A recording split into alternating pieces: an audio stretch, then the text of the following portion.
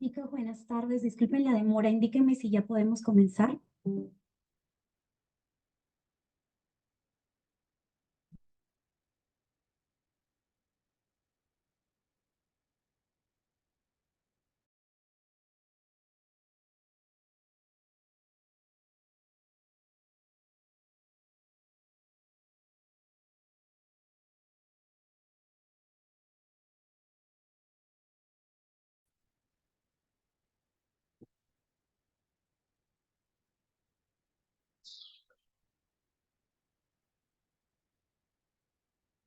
Buenas tardes, chicos. ¿Se escucha bien? Sí, doctor. Ya, la otra portocarrera va a entrar en unos minutos para empezar la clase. Doctor, ya estoy aquí. Ah, doctora, yo pensé que tenía mensaje. Muy bien. Y bien, chicos, voy a dejar la asistencia también para que vayan marcando, ¿ya? En el chat, por favor, no olviden. En las clases se está enviando la asistencia en el chat. Registren su asistencia, por favor.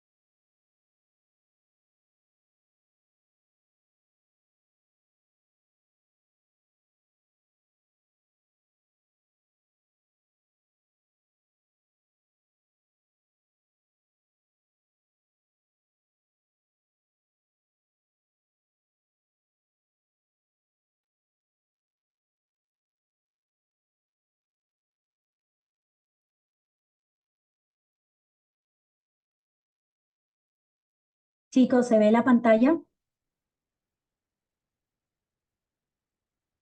Sí, doctor. Muy Sí, bien, doctora. podemos. Bien, vamos a comenzar. El tema que toca tratar hoy es hijo de madre diabética. Muy bien. ¿Cómo estamos a nivel nacional, a nivel mundial con respecto a la diabetes mellitus, con la implicancia que tiene sobre las gestantes, que son las principales aquí dentro de la exposición? La diabetes pregestacional, o sea, las mamás que son diagnosticadas con diabetes antes de quedar embarazada, cada vez está siendo más frecuente debido a que las cifras de sobrepeso y obesidad se están incrementando en todo el mundo.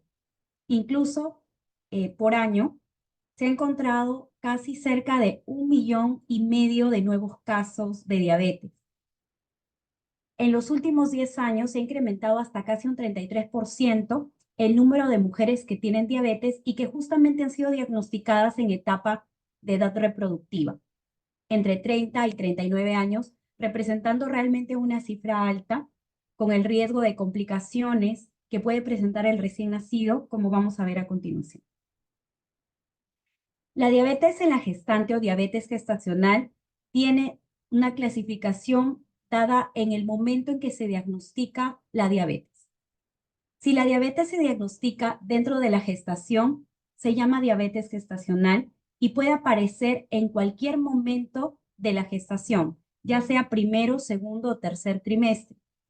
Puede o no requerir insulina y es diagnosticada por primera vez durante la gestación. Representa felizmente, y ahora vamos a ver por qué digo felizmente, el 90% de las gestantes diabéticas. La diabetes pregestacional es aquella que incluye las diabetes de tipo 1 y 2, que son mujeres que han sido diagnosticadas previamente de diabetes antes de concebir y solamente incluye un 10% de las gestantes diabéticas. Y estas son las que van a representar el mayor porcentaje de riesgo de malformaciones fetales y de compromiso de morbimortalidad en el recién nacido. El diagnóstico de la diabetes gestacional se basa principalmente en la determinación de la glicemia en sangre venosa, que se hace 1 hora después de haber administrado una sobrecarga oral de 50 gramos de glucosa. Hacen beber a la mamá agua con 50 gramos de glucosa y le miden la glicemia 1 hora después. Si encontramos una glicemia de aproximadamente 140 miligramos por decilitro o mayor a esta, pasa a ser un nuevo estudio que se llama curva de glicemia, que es una prueba confirmatoria de diabetes. Sin embargo, si la glicemia en ese primer momento se diagnostica con más de 200 miligramos por decilitro, el diagnóstico de diabetes gestacional ya se encuentra hecho. La curva de la glicemia que se hace para corroborar el primer resultado que salió más de 140 miligramos por decilitro, se hace en base a una curva de 3 horas y se le administra a la mamá mayor sobrecarga de glucosa, 100 gramos aproximadamente. Si esta curva supera los niveles normales de más de 140 miligramos por decilitro, entonces se realiza el diagnóstico de diabetes gestacional. Por lo tanto, con estos estudios es que se solicita un screening que se le hace a todas las gestantes que tienen riesgo de diabetes entre las 24 a 28 semanas. O sea, en realidad, todas las gestantes a través del test de O'Sullivan, que es este test que evalúa la tendencia a tener diabetes gestacional, es que debe realizarse entre estas semanas del embarazo y repetirse a partir de la semana 32 a la 35 en aquellas que además tienen un riesgo alto de padecer diabetes gestacional, como aquellas mamás que se encuentran en obesidad o que tienen antecedentes familiares de diabetes o que tienen resistencia a la insulina o alguna patología obstétrica como por ejemplo preeclampsia. La muerte fetal, la causa de la muerte fetal realmente se produce por dos sustancias, tanto por el exceso de glucosa como por el exceso de insulina del feto. La incidencia de las complicaciones es mayor con el pobre control glicémico. ¿Esto qué significa? Primero tenemos que establecer que el mayor riesgo se da con las gestantes que tienen diabetes pregestacional. Tanto el riesgo de malformaciones como de las complicaciones a corto plazo como daño a nivel metabólico se establecen principalmente en aquellas que han sido diagnosticadas de diabetes antes de la gestación y un poco menos en aquellas que han sido diagnosticadas con diabetes gestacional. Sin embargo, si es que estas pacientes que han sido diagnosticadas con diabetes gestacional tienen un pobre control glicémico, con niveles mayores iguales a 8% de hemoglobina glicosilada, entonces se van a comportar igual a esta mamá que fue diagnosticada de diabetes gestacional antes de que inicie la gestación. Tener en cuenta que cerca de la mitad de las muertes de los fetos ocurre antes de las 30 semanas de gestación, justamente porque estas mamás son aquellas que son mal controladas, aquellas que han desarrollado patologías concomitantes como preeclampsia y aquellas que han desarrollado las complicaciones propias de la diabetes como nefropatía diabética. Y vamos a ver luego que el hecho de que tengan nefropatía diabética incrementa mucho la probabilidad de que las mamás tengan más complicaciones fetales. Entonces nos dicen aquí, la mortalidad fetal de la diabetes gestacional es de 3 a 6 veces más que la que se presenta en un embarazo normal. Y estas muertes fetales se les atribuye principalmente a las malformaciones fetales, en un 30 a un 40%. Y los otros bebés, hijos de madre diabética, fallecen a causa de la prematuridad o de la asfixia perinatal. ¿Cómo es el hijo de madre diabética? Entonces, el hijo de madre diabética es típicamente este paciente que vemos aquí. Un paciente que tiene un peso y una talla grande para la edad gestacional, pero un perímetro craneano dentro de los parámetros aceptables para su peso y para su talla. Entonces, a comparación de este niño, que es un niño con un peso y talla normales, se ve bastante grande. Sin embargo, no solamente visualmente vamos a encontrar al hijo de madre diabética solamente como un niño grande, sino que va a tener múltiples complicaciones que vamos a ver a medida que van pasando los días. La incidencia de las complicaciones, entonces, queda claro que se establece mucho más en pacientes que son diagnosticadas de forma previa a la gestación con diabetes y mucho más graves en aquellas que tienen mal control glicémico.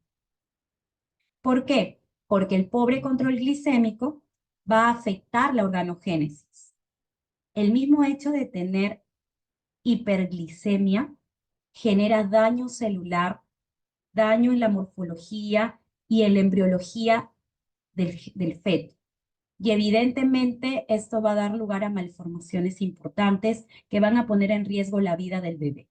Si es que llega a término, porque hay un porcentaje regular de pacientes que se ovita, o sea, de bebés que mueren intraútero, hijos de madre diabética. Si la madre cursa ya con nefropatía o retinopatía como complicaciones de la diabetes no controlada, se incrementa el riesgo de complicaciones también neonatales, con mayor riesgo de hospitalización, el hecho de tener malformaciones congénitas e incremento del riesgo de muerte perinatal. Esta hiperglicemia, que se maneja con insulina principalmente, va a ayudar a que la madre mantenga un adecuado control glicémico postprandial. Y esto es realmente trabajo en conjunto del médico ginecobstetra con el médico pediatra o neonatólogo, porque si la mamá que es diabética pregestacional o la mamá diabética gestacional llevan un buen control de la glicemia, entonces el riesgo de que tenga malformaciones disminuye casi al mínimo y se compara casi al de la población en general. En el feto, la insulina actúa como una hormona anabólica primaria de crecimiento fetal y desarrollo.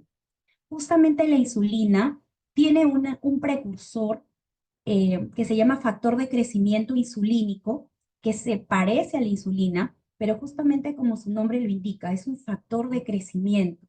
Esto produce que los niños tengan un tamaño y un peso incrementado para la edad, pero es que no solamente es el cuerpo del bebé el que crece, sino también crecen sus órganos, tanto a nivel cardíaco como hepático. Entonces, el exceso de glucosa que se da a partir del tercer trimestre va a dar lugar a que este bebé empiece a almacenar también grasa. Y esta grasa se almacena a nivel del hígado y a nivel del tejido celular subcutáneo. Esto significa que vamos a tener dos situaciones. Cuando la insulina actúa antes de las 20 semanas, es capaz de alterar la organogénesis y dar lugar a malformaciones congénitas. Y aquella vez que la insulina actúa después de las 20 semanas, cuando la gran mayoría de órganos ya está completos, pues nos dará, si es que es a partir del tercer trimestre asociada a hiperglicemia por un mal control metabólico, nos dará lugar a estos bebés que son bebés grandes, con mucho tejido adiposo y con visceromegalia. Si es que las primeras 7 semanas de gestación se ven alteradas por la hiperglicemia, se generará la mayor teratogénesis. ¿Cuáles son las complicaciones a corto plazo? Las complicaciones a corto plazo tenemos principalmente la alteración del peso. El hijo de madre diabética presenta alteraciones que son bastante lejanas. Pueden tener bebés que son prematuros o pueden tener bebés que son macrosómicos.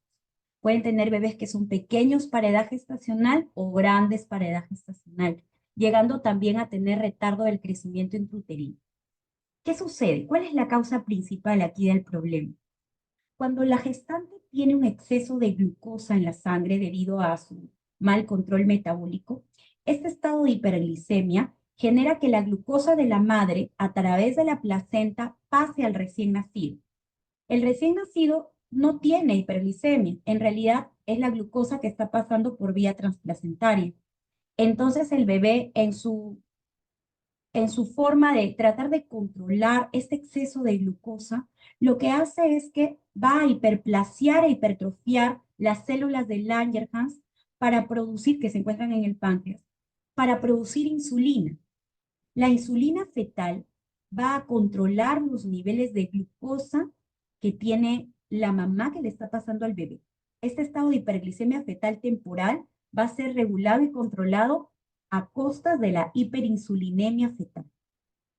Muy bien, esa es la causa de por qué cuando un bebé nace y se corta el cordón umbilical, un hijo de madre diabética tiene mayor tendencia a tener hipoglicemia.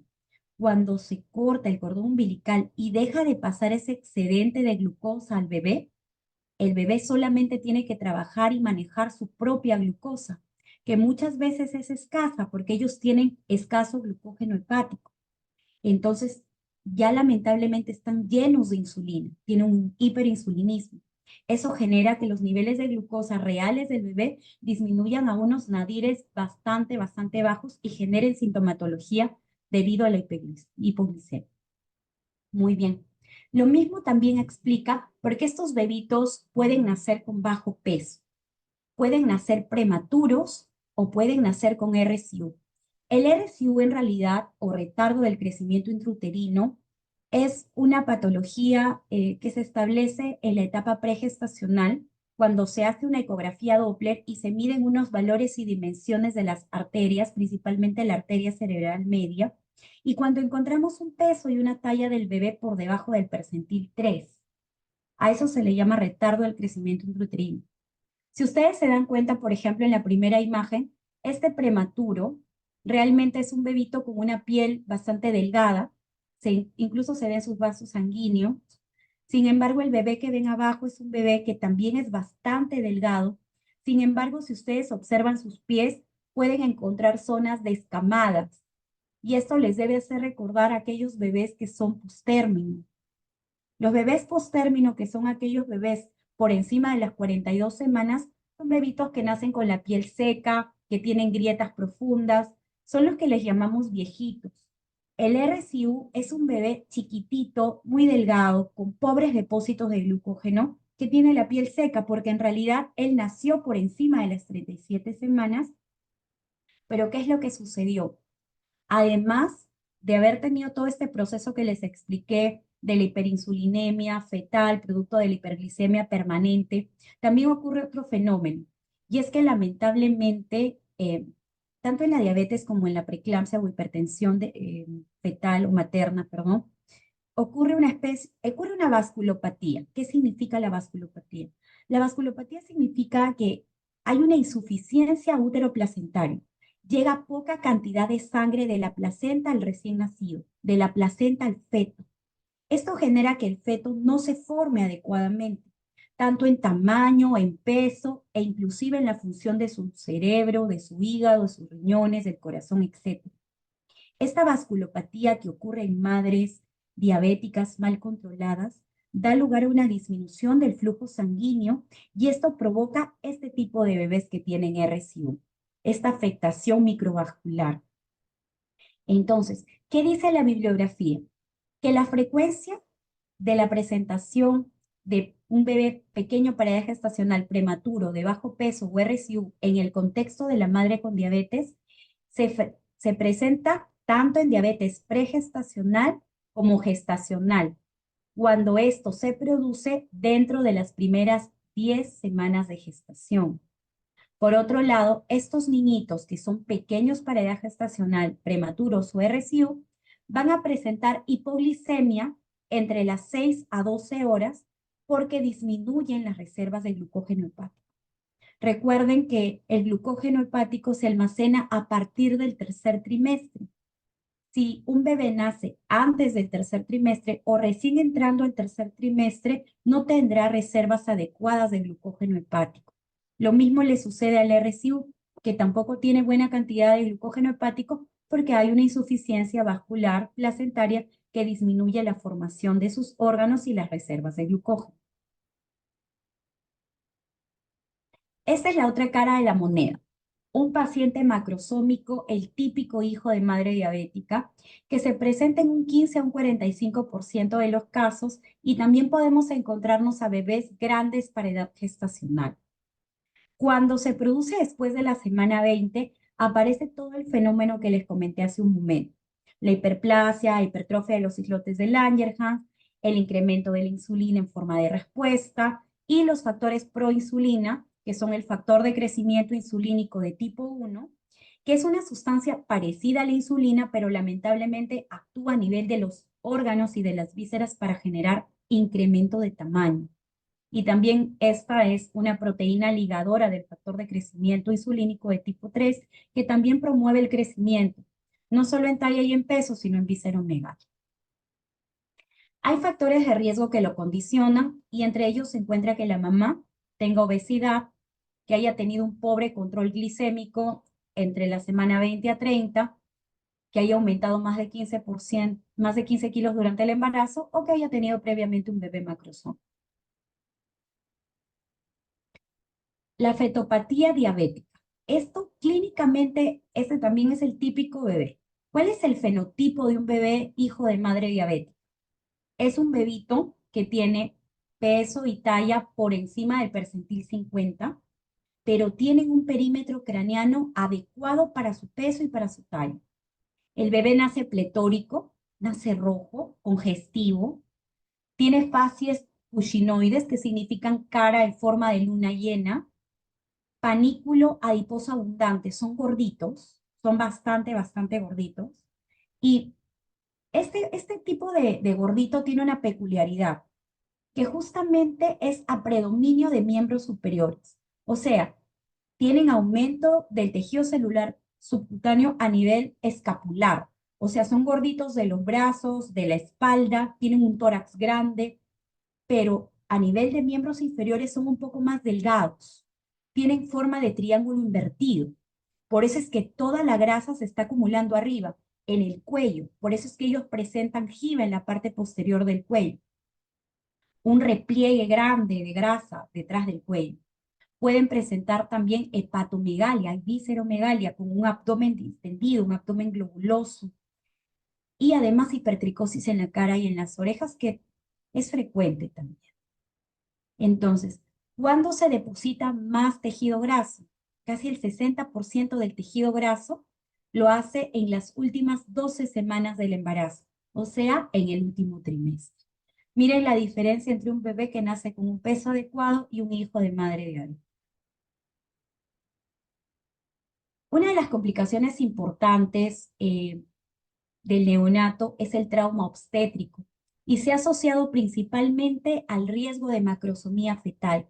Recuerden que el hijo de madre diabética no siempre es macrosómico. Podemos encontrar un bebé pequeño para edad gestacional, un RCU, un prematuro. Cuando esta macrosomía fetal se asocia a un parto por vía vaginal, entonces tendremos una serie de complicaciones como vemos a continuación. Evidentemente va a haber una, una discapacidad para que el bebito pueda nacer. El bebé no puede nacer por vía vaginal siendo muy grande, y la mamá va a tener desproporción cefalopélvica. Entonces, si es que se le permite dar parto por vía vaginal, pues nos enfrentaremos a un trabajo de parto prolongado, con un mayor riesgo de asfixia. ¿Por qué? Porque al ser un trabajo de parto prolongado, el ginecobstetra, por más que haga muchas maniobras para sacar al bebé, va a demorar. Y entonces el gineco lo que va a tener que hacer es episiotomías grandes, va a tener que hacer maniobra de Christeller, subirse encima de la barriga de la mamá, tratar de empujar al bebé. Y cuando el bebé está encajado, es difícil que en ese momento ya sea programado para sala de operaciones. Cuando ya tenemos una dilatación de aproximadamente unos 7 centímetros de dilatación a través del tacto vaginal, ya no pueden hacerle cesárea a la mamá. Allí solo se puede permitir el parto vaginal, y es terrible cuando nos enfrentamos ante un paciente macrosómico con trabajo de parto prolongado. Podemos encontrar una serie de fracturas, entre las que destacan la fractura de clavícula. Aquí en la imagen pueden observar la integridad de la clavícula izquierda versus una zona de disrupción del hueso a nivel de la clavícula derecha. Nosotros clínicamente cuando examinamos al bebé vamos palpando la integridad de la clavícula y cuando encontramos una fractura aparece el llamado signo de la tecla, que implica cuando está el hueso separado, cuando hay una fractura desplazada, nosotros tocamos el hueso, lo empujamos hacia abajo, cuando lo soltamos el hueso rebota. Eso significa que está fracturado y nos encontramos ante el signo de la tecla. ¿Qué más podemos encontrar? Lamentablemente el hecho de haber jalado al bebé, de haber traccionado el cuello, puede generar que se estire el plexo braquial. El plexo braquial son los nervios que salen a partir de la columna y principalmente se ven afectados los de nivel cervical. Cuando ese nivel cervical se afecta a nivel de C5 hasta C6, C7, se llama parálisis de Erbs-Duchenne, que es la que tenemos aquí.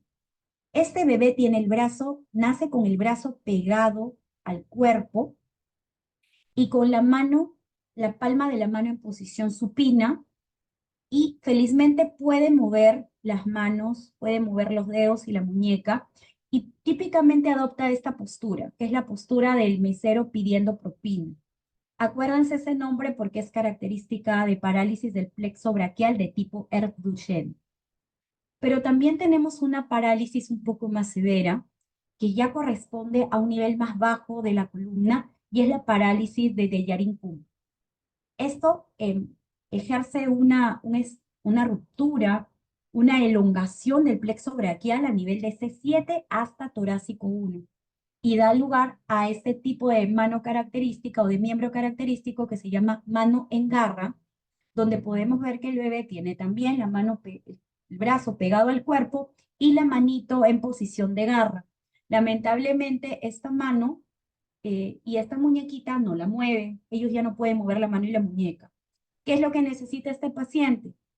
Ir a medicina física y rehabilitación para que poco a poco, en unas 6 semanas, 8 semanas, pueda ir rehabilitándose y pueda adquirir nuevamente la postura y el movimiento normal del miembro.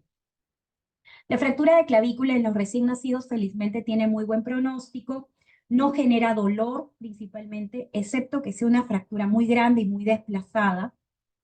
No se hace ningún procedimiento como reducción e inclusive tampoco se coloca cabestrillo. La fractura de clavícula en 4 semanas ya ha formado un callo óseo que se puede incluso palpar y en 6 semanas ha desaparecido el callo óseo y el pronóstico es excelente porque no se pierde la movilidad del brazo. Los casos más graves presentan parálisis diafragmática y hemorragia intracraneal. ¿Cuáles son las malformaciones que vamos a encontrar con estos pacientes? Los hijos de madre diabética presentan riesgo de malformaciones de 2 a 4 veces más cuando los comparamos con la población general. Estas malformaciones graves van a explicar la mitad de las muertes perinatales, porque cuando vamos a ver ahora algunas imágenes se van a dar cuenta que son malformaciones incompatibles con la vida.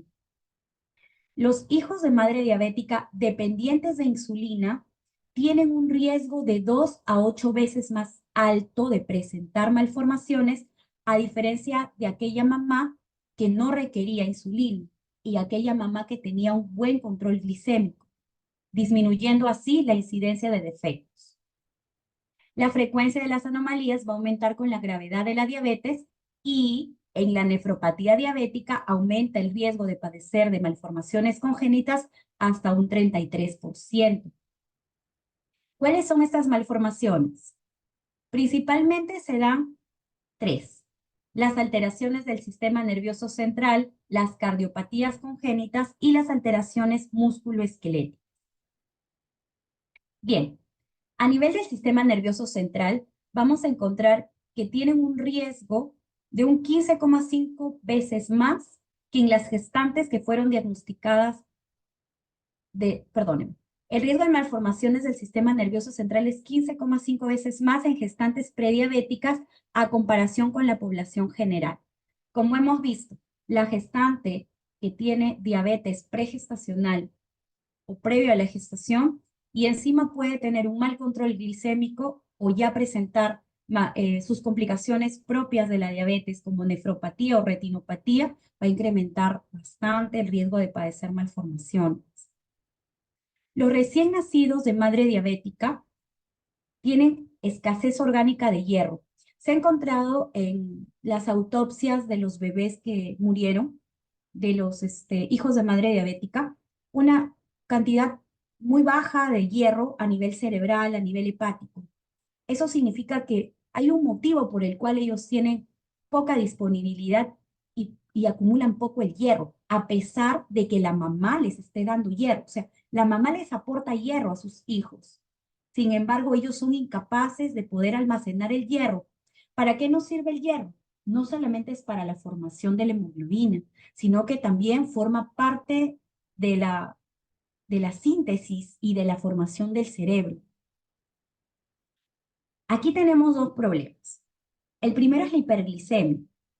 Cuando se ha producido una hiperglicemia del embrión o del feto, dado principalmente dentro de las primeras 7 semanas, va a generar una alteración a nivel de una proteína de transporte del hierro que se llama transferrina, disminuyendo la afinidad del hierro por la transferrina.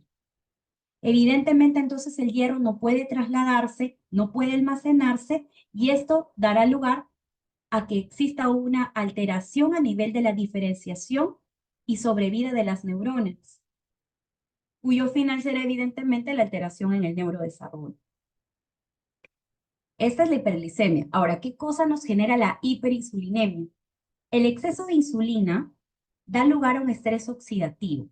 Entonces, cuando las células están eh, desprovistas, digamos, de mecanismos protectores del estrés oxidativo y estamos con la hiperinsulinemia generando mayor estrés oxidativo, lo que genera es que se dañen estructuras, se rompa incluso la neurona y da lugar a que se altere la función de los lípidos del tejido cerebral. Recuerden que las membranas neuronales están hechas a base de fosfolípidos. Entonces, la insulina actúa a nivel de estos fosfolípidos, dañándolos de forma por el daño oxidativo que le genera a las estructuras. Entonces, ¿qué vamos a tener? Principalmente todas estas lesiones que acabamos de comentar se van a dar al nivel del hipocampo. El hipocampo es esta estructura que se encuentra en la base del cerebro, que es bastante sensible a los cambios de los niveles de glucosa y a los cambios en los niveles de la insulina, y pues nos va a dar lugar a qué? A un niñito que tiene daño en el neurodesarrollo, que puede padecer de parálisis cerebral infantil y que tiene alteraciones en la comprensión y en la memoria. Otros defectos que pueden presentarse en hijos de madre diabética son los defectos del cierre del tubo neural, principalmente la presencia de anencefalia y de mielomeningocele. Como pueden ver aquí, por ejemplo, en estas imágenes, la anencefalia consiste en una pérdida de la calota, o sea, del hueso y del cerebro. Algunos bebés pueden llegar a vivir algunos años porque todavía poseen algunas acciones rudimentarias, producto de que aún el tronco encefálico está activo. Entonces ellos no tienen funciones cerebrales principales, pero pueden respirar, pueden mover los ojos, pero en realidad son bebés que tienen un pronóstico pésimo y no van a vivir muchos años. El mielomeningocele es una protrusión a través de un defecto de las vértebras, de las espinas posteriores de las vértebras, donde se exponen las meninges y también se expone la médula espinal. Entonces, estos pequeños grandes, porque a veces son grandes también, tumores, tienen médula espinal y tienen meninges y tienen líquido cefalorraquídeo. Eso se llama mielomeningocele. Ahora, el problema del mielomeningocele es que, como verán, las raíces nerviosas están allí atrapadas. Entonces, este paciente puede tener paro respiratorio, puede tener una cuadriparesia, vejiga neurogénica. Son niños que se tienen que operar inmediatamente. Inmediatamente nace un mielomeningocele, lo ve el neurocirujano e inmediatamente se opera. Los bebés están en esta posición, que es la posición prona, justamente porque queremos evitar que el mielo meningocele se rompa. Si nosotros por algún motivo giramos al bebé o a la hora de curarle el defecto de la columna, lo lastimamos, puede empezar a sangrar y puede exponer líquido cefalorraquídeo y con eso evidentemente pues el riesgo de tener meningoencefalitis se eleva muchísimo. Por eso es que hay que cuidar mucho a estos niños que tienen mielo meningocele, operarlos rápido y colocarlos en posición prona. Los defectos del cierre de tubo neural tienen una frecuencia del 2%, que a comparación de la población general es casi 10 veces más. Y si es que se asocia a polidramnios, hay mayor riesgo de anencefalia. El polidramnios es el exceso de líquido amniótico en la cavidad uterina. ¿Cuáles son las malformaciones cardíacas? Bueno, representan el segundo lugar en frecuencia de todas las malformaciones producidas por la diabetes gestacional. Se encuentran casi de 2 a 10 veces más que en la población en general. La Sociedad Americana de Cardiología recomienda que en las gestantes diabéticas y prediabéticas embarazadas se les debe realizar a forma de screening un ecocardio fetal cuando tienen entre 18 y 22 semanas a fin de diagnosticar de forma precoz las malformaciones cardíacas que padecen las mamás. En ambas, ya sea diabetes pregestacional o diabetes gestacional diagnosticada en el primer trimestre. Y cuando aquellas ya pasaron hasta el tercer trimestre, si tienen un mal control glicémico con una hemoglobina glicosilada por encima de 6, entonces también deberían realizarse un ecocardio fetal.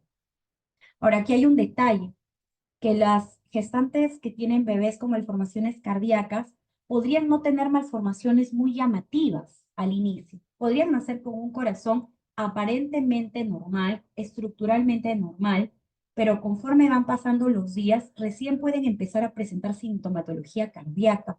Es por ello que los hijos de madre diabética, aunque tengan un ecocardio fetal cardíaco normal, deberían quedarse en observación por lo menos unos 3 días para verificar que todo marche bien con la hemodinamia del paciente. Encontramos aquí entonces 3 malformaciones que se producen cuando el daño se ha efectuado dentro de las primeras 7 semanas. Cuando las etapas precoces del embarazo se ven comprometidas por la diabetes, por la hiperglicemia y la hiperinsulinemia, entonces se alteran a nivel estructural en la formación del corazón. Se alteran algunas estructuras importantes del corazón, como principalmente esta, la comunicación interventricular. Como ven aquí, esto debería estar cerrado y entre los ventrículos no debería existir ningún orificio. Sin embargo, en los hijos de madre diabética tienen un orificio que lo que hace es mezclar sangres del corazón izquierdo-derecho y cuando un bebito nace, en realidad, esto debería estar cerrado y no debería tener contacto de sangre oxigenada con desoxigenada. Por eso es que estos pacientes pueden presentar al llanto o después de 2 a 3 días cianosis, lo cual nos haría sospechar de una comunicación interventricular. Tenemos también aquí otra malformación que se llama coartación aórtica. Como pueden ver, es la aorta descendente la que debería encontrarse íntegra. Sin embargo, encontramos aquí una estrechez. Si la estrechez es antes del ductus arterioso, se llama coartación preductal y si lo hace después, se llama coartación postductal. Eso es solo para conocimiento, pero lo importante es que tienen que saber que hay un riesgo de tener coartación de aorta en los hijos de madre diabética. ¿Qué más podemos encontrar? Podemos encontrar transposición de grandes vasos, también llamado transposición de grandes arterias. Como ustedes ven, por ejemplo, aquí tenemos a la aorta saliendo de la cavidad derecha, cuando en realidad debería salir de la izquierda, y ven a la pulmonar saliendo de la cavidad izquierda, cuando en realidad debería salir de la derecha.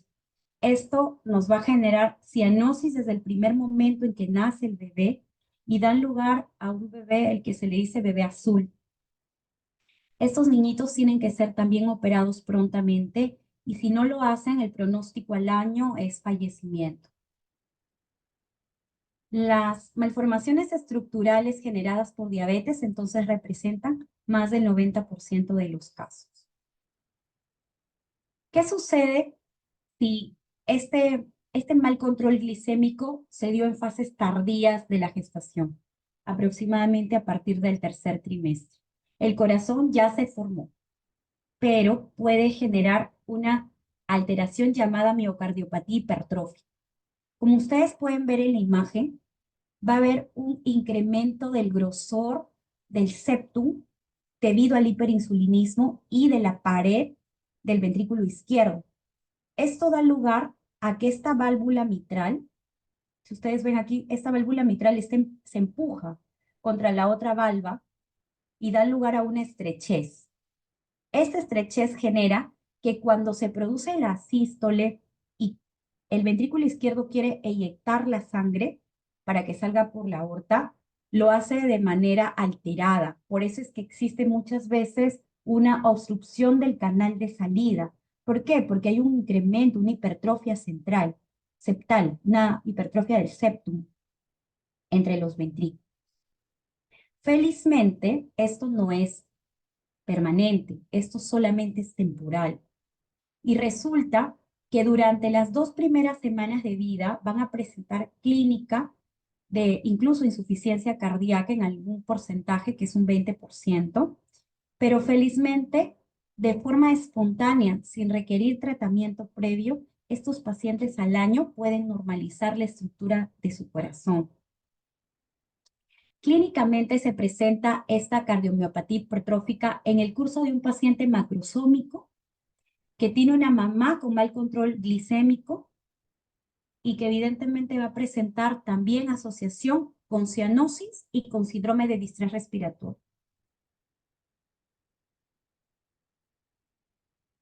Las malformaciones musculoesqueléticas se presentan evidentemente de forma, estas por lo menos algunas incompatibles con la vida. Acá podemos ver a un feto, es un bebé pequeñito, que tiene una alteración a nivel de la cintura pélvica. No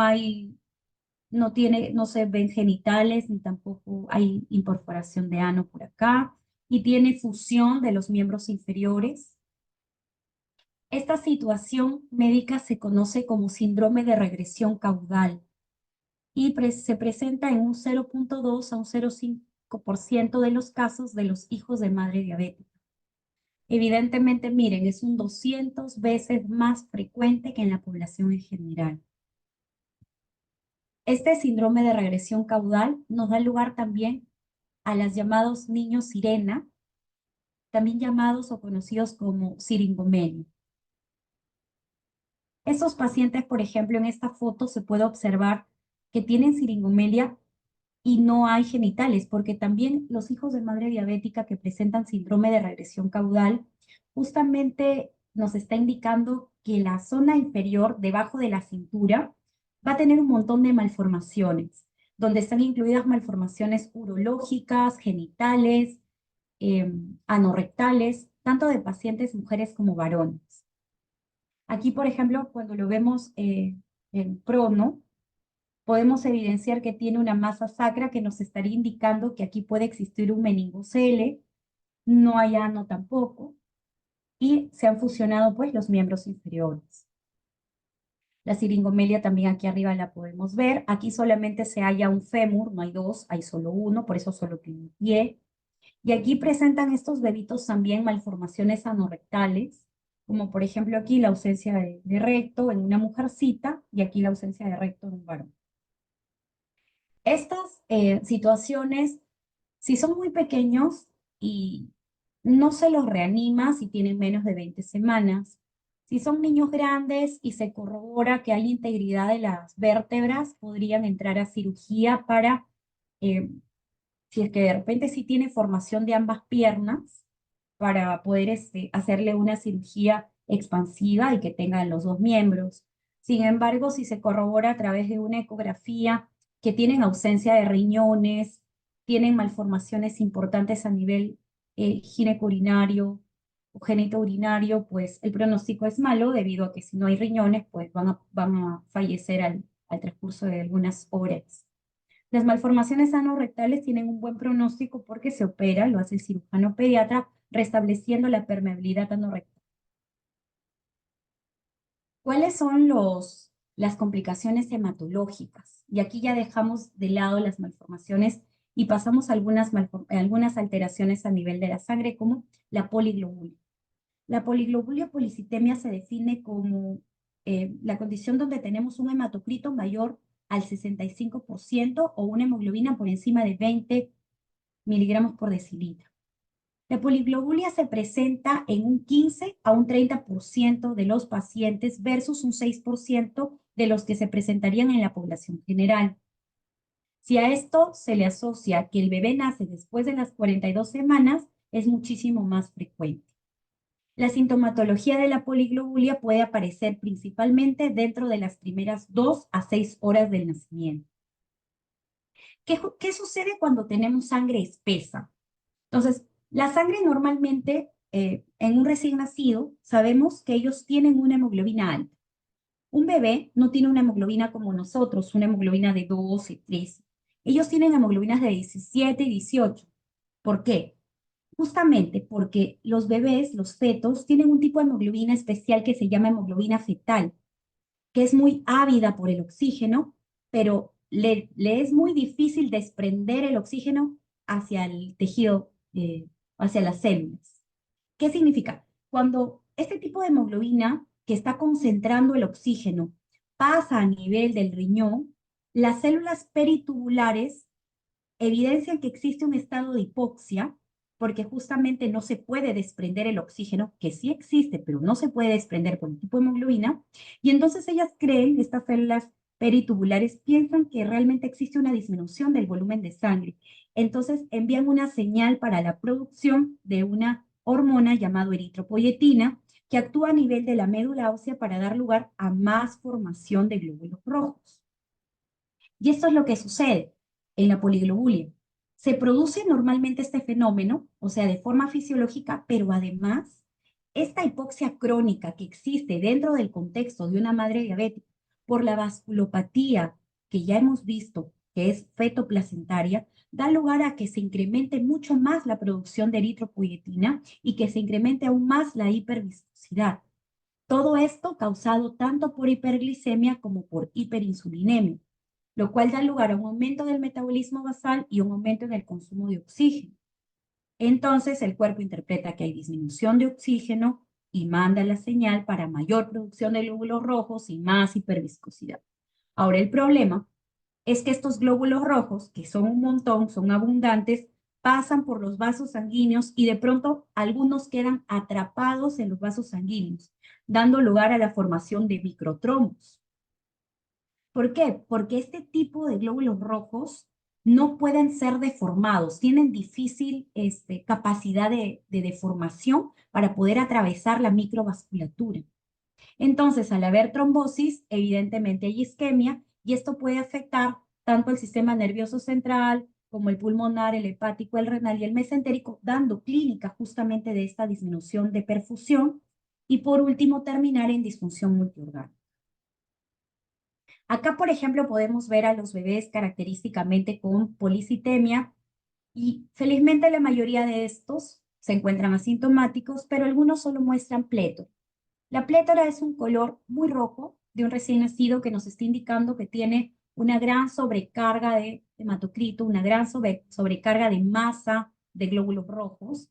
Y entonces vamos a verles el rostro, las manos y los pies sumamente rojos. Evidentemente, si hay una afección de la microvasculatura pulmonar, encontraremos a un bebé con taquipnea, con cianosis, como vemos aquí esta coloración azulada por acúmulo de hemoglobina desoxigenada, que se puede dar tanto a nivel central como periférico, pero en este caso es central porque tenemos compromiso de las fases de la cara. Pueden presentar apnea. Si encontramos, por ejemplo, una disminución de la perfusión a nivel del mesenterio, hay una disminución de la oxigenación a nivel del intestino y entonces el bebé tendrá compromiso digestivo con distensión abdominal, como vemos a este paciente aquí abajo. puede presentar vómitos, regurgitaciones, puede presentar enterocolitis necrotizante, que se llama, bueno, en realidad es un fenómeno de, de difícil control, es muy grave, es una disminución de la perfusión de la vasculatura del intestino, principalmente a nivel de ilion terminal y de colon ascendente, que si se perpetúa en las horas puede dar lugar a perforación intestinal, a la presencia de neumoperitoneo y el paciente puede descompensarse y fallecer si es que no se diagnostica a tiempo.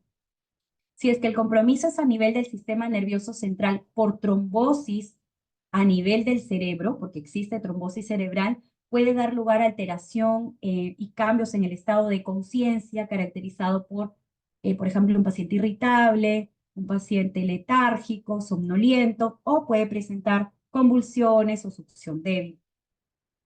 Clínicamente también se caracteriza porque, y es frecuente, la trombosis de la vena renal. Al disminuir la perfusión del riñón, el riñón crece en tamaño, empieza a trabajar mal y el paciente presenta oliguria y hematuria, ¿no? Eso es característico. La trombocitopenia también es frecuente en estos pacientes y se produce por ocupación medular. ¿Ocupación medular de quién? Ocupación medular de los glóbulos rojos que se están produciendo en exceso porque se está mandando la señal a partir de la eritropoyetina para producir más glóbulos rojos. Entonces, cuando tenemos una plaquetopenia con una disminución de las plaquetas por menos de 150.000, pueden aparecer estas pequeñas microhemorragias llamadas petequias. Entonces, estas petequias las podemos evidenciar en todo el cuerpo. La foto nos muestra unas petequias a nivel de miembros inferiores, podemos encontrarlas a nivel de cuero, de este cuello, de carita, de tórax también. La hiperbilirrubinemia, que ya la conocemos, un paciente con ictericia, que se presenta casi en un 15 a un 40% de los recién nacidos de madre diabética, siendo aún mayor el riesgo cuando son macrosómicos y es multifactorial. Bien, ¿por qué decimos multifactorial? Primero, porque la hiperinsulinemia va a generar a nivel de varios órganos y sistemas inmadurez enzimática. O sea, la insulina inhibe a las enzimas propias de cada órgano de metabolizar sustancias. Cuando lo hace a nivel hepático e inhibe a la UDP-glicoroniltransferasa, entonces vamos a tener un paciente con mayor riesgo de ictericia. Si a esto se asocia inmadurez hepática, por ejemplo, dentro del curso de un paciente que es prematuro o de un pequeño pareja gestacional, vamos a tener mayor riesgo de inmadurez hepática, que se asocia al riesgo anterior. También podemos encontrar que si a esto se asocia poliglobulia, mayor masa eritrocítica, mayor lisis de glóbulos rojos, mayor sustrato de bilirrubina indirecta y por ende mayor ictericia. Las complicaciones metabólicas. Miren esta complicación metabólica. Esto es muy frecuente y es fácil de diagnosticar. Se llama tremores. La hipoglicemia, que es la complicación principal dentro de los cuadros metabólicos de hijo de madre diabética, se caracteriza por presentarse principalmente en los bebés que son macrosómicos y los que son prematuros, casi en un 10 a un 50%, que es bastante frecuente. Por eso es que nosotros debemos ya predecir el riesgo de aparición de la hipoglicemia en un paciente hijo de madre diabética en cualquiera de los dos extremos, ya sea pequeño para edad gestacional, grande para edad gestacional, prematuro o un macrosoma. ¿Por qué se da la hipoglicemia? Por el hiperinsulinismo que conversamos en un inicio, debido a la hiperplasia e hipertrofia de las células de Langerhans, lo cual ha sido generado por la hiperglicemia materna. Aparece principalmente en las primeras 72 horas y aproximadamente con más frecuencia en las primeras 4 o 6 horas de vida. Por eso es que cuando nosotros tenemos a un bebé hijo de madre diabética, no lo dejamos solito, le hacemos controles con hemoglucotés seriados. El primer control se hace a las 2 horas de vida, el segundo se hace a las 4 horas de vida, el tercero a las 6 horas de vida y luego le dejamos cada 8 horas un control de hemoglucotés. Porque a pesar de que puedan ser bebés que se van a alimentar dentro de las primeras 2 horas de nacido, tienen un riesgo alto de disminución de la glucosa con sintomatología. Entonces, ¿cómo se presenta la hipoglicemia clínicamente? Porque el bebé tiene cambios en el sensorio, puede estar irritable, puede estar somnoliento, el llanto es débil, un llanto agudo, aparecen los tremores, que también se conocen como temblores distales gruesos, el reflejo de Moro exaltado, que ya lo conocemos, el reflejo de Moro, que es un reflejo primitivo. El bebé puede tener pobre succión, puede incluso tener cianosis, y si nosotros no nos damos a tiempo cuenta de que el bebé tiene hipoglicemia y no la tratamos a tiempo, pues inmediatamente presentará apnea, convulsiones y coma. ¿Cuál es el tratamiento de la hipoglicemia neonatal? Primero tenemos que identificar factores de riesgo.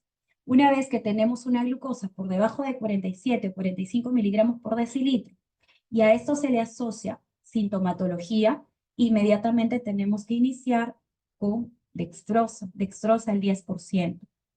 Si el paciente tiene síntomas y quiero darle un bolo de glucosa, recuerden siempre que es 12 C por kilo, si es que tiene clínica.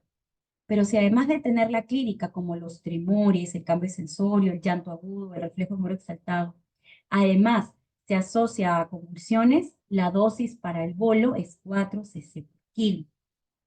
Y luego lo dejaremos con una infusión de dextrosa, con un DIG, con una velocidad de infusión de glucosa de 4 a 6 miligramos kilo minuto. Muy bien. Otra complicación que también se presenta en estos pacientes es la hipocalcemia. ¿Por qué la hipocalcemia? Por el mismo motivo.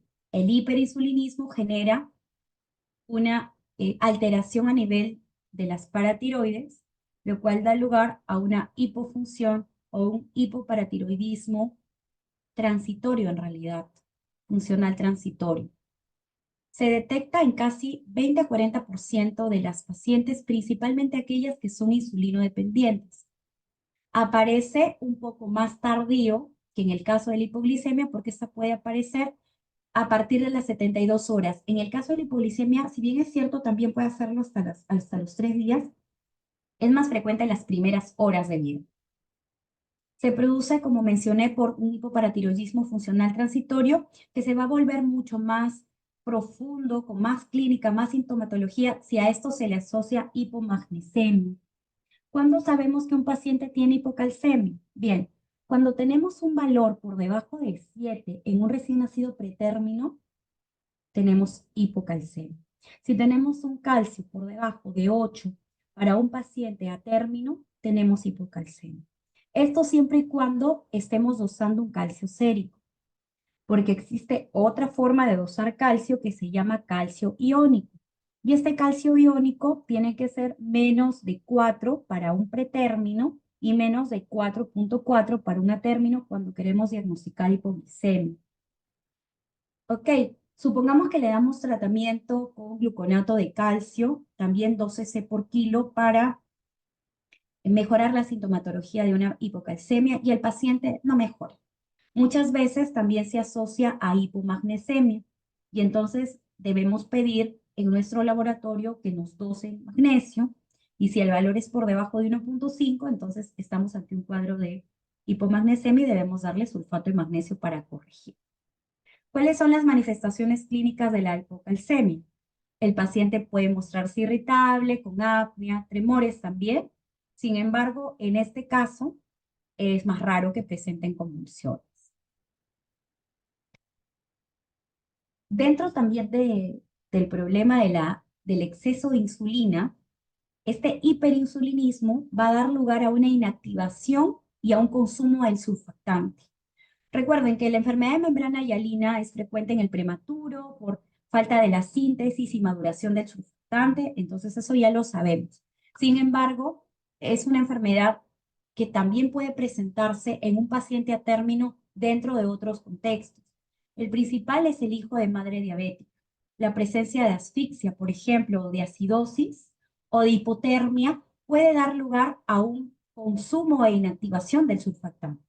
En el caso de los hijos de madre diabética, son niños que han nacido a término principalmente, pero por la insulina excesiva se ha dado una alteración a nivel de la unión de la lecitina con la colina y también ha alterado la función normal del fosfatidilglicerol. Entonces, vamos a tener niveles alterados del dipalmitoil-fosfatidilcolina, que es el principal componente del surfactante que da lugar a la disminución de la tensión superficial aire-agua para evitar el colapso alveolar durante la expiración. Es por eso que estos pacientes también pueden tener membrana hialina en sus diferentes grados.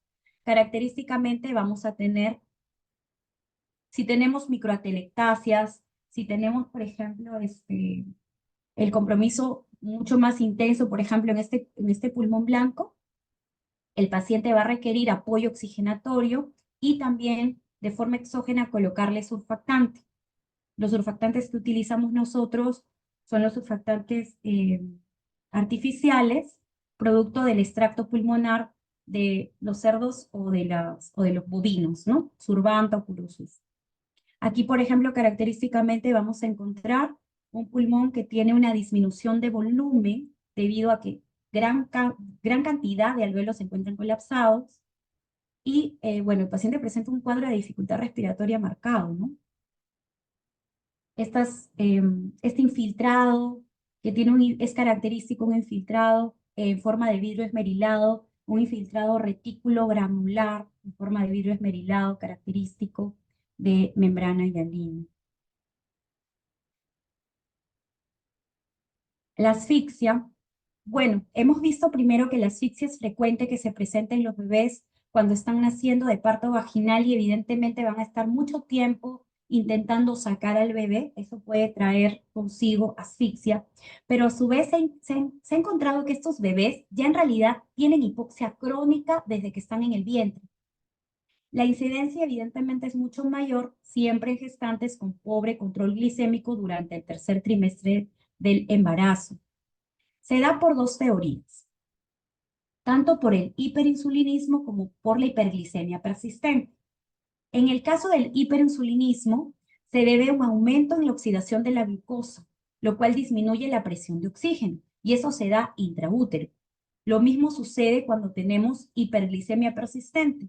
Se consume, la glucosa en exceso consume oxígeno, y eso da lugar a mayor riesgo de hipoxia al nacer. ¿Cuáles son las complicaciones a largo plazo? La diabetes en un 0,5 a un 11% de riesgo, la obesidad, como vemos aquí un bebé, 13% de riesgo, parálisis cerebral y epilepsia se incrementa de 3 a 5 veces más en un hijo de madre diabética. Gracias. ¿Alguna pregunta?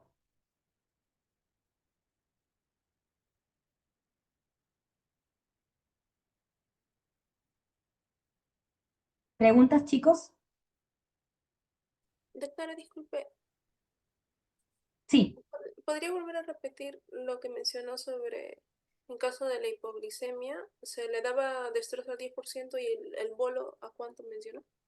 Cuando ustedes tienen, por ejemplo, un paciente que tiene síntomas de hipoglicemia, tienen que darle primero un bolo de dextrosa. La dextrosa para el recién nacido siempre es 10%. No se usa 5 como en un niño, por ejemplo. Entonces, le dan 12 cc por kilo. Supongamos que tienen un bebito que pesa 3 kilos. Ustedes ponen 3 por 2, 6. A la enfermera le van a decir, colocar dextrosa al 10%, 6 cc endovenoso STAT, pasar en 5 minutos. Y luego no es que yo lo voy a dejar al bebito, le voy a colocar una infusión continua de dextrosa. Luego le colocaré dextrosa al 10%, 100 cc, voy a calcular el volumen según el día de vida para poder calcular mi goteo y mi BIG siempre lo debo mantener entre 4 a 6, porque eso es el BIG normal de la producción de la glucosa a nivel hepática en un feto, ¿no? Si el paciente tiene no solamente clínica, sino que presenta convulsiones, el bolo siempre tiene que ser superior. Por eso es que en ese caso el bolo es 4.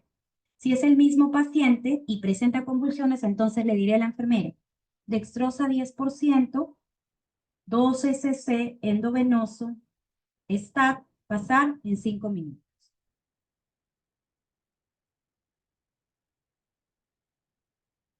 Vaya, gracias, doctora. Ya.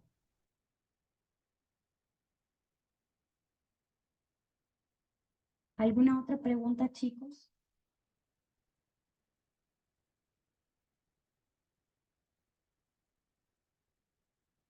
¿Todo claro?